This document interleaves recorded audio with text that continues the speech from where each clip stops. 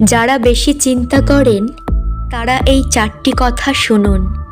1, এই পৃথিবীতে যার যোগ্যতা যত কম তার খোঁচা দেওয়ার ক্ষমতা তত বেশি।